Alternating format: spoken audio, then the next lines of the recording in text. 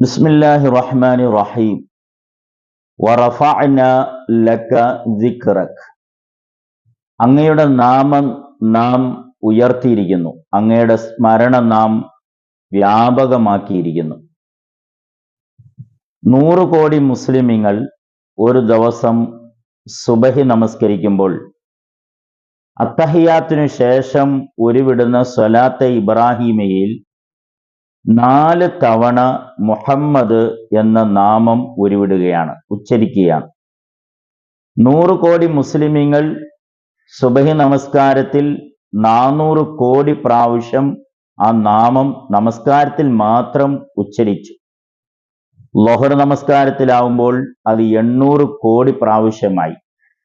അത് അസർ നമസ്കാരത്തിലാവുമ്പോൾ വീണ്ടും അങ്ങനെ കണക്ക് കൂടി വരികയാണ്.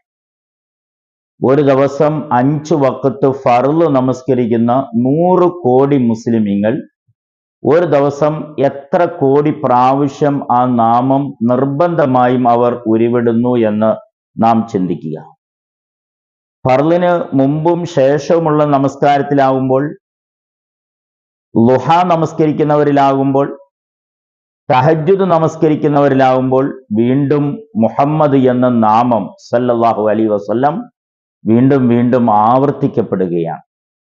അത്തഹിയാത്തിലും പറയുന്നുണ്ട് മുഹമ്മദ് എന്ന ആ നാമം.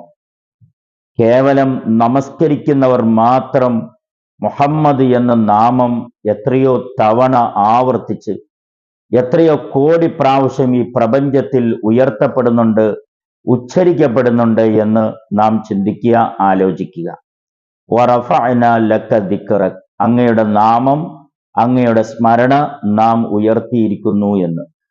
സ്വലാത്തെ ഇബ്രാഹിമിയ നമസ്കാരത്തിൽ മാത്രമല്ലല്ലോ ഉരുവിടുന്നത്, എല്ലാ ജുമാ ഖുതുബകളിലും അതുപോലെ തന്നെ ജനാസ നമസ്കാരങ്ങളിലും അതല്ലാത്ത പല സന്ദർഭങ്ങളിലും എത്രയോ കോടി കോടി പ്രാവശ്യം സലാത്തെ ഇബ്രാഹിമിയ പറയപ്പെടുന്നുണ്ട്.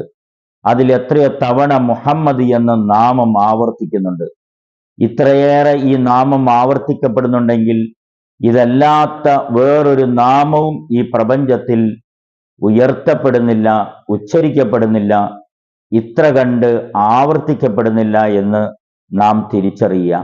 ഈ ആയത്ത് എത്രയോ അന്വർത്ഥമാണ്, അർത്ഥവത്തായതാണ്, അതിന് എത്രയോ ആശയങ്ങളുണ്ട് എന്ന് നാം തിരിച്ചറിയുക. അള്ളാഹു നമ്മെല്ലാവരെയും അനുഗ്രഹിക്കട്ടെ. അല്ലാഹുമ്മ സ്വല്ലി അലാ മുഹമ്മദിൻ വഅലാ ആലി മുഹമ്മദ്.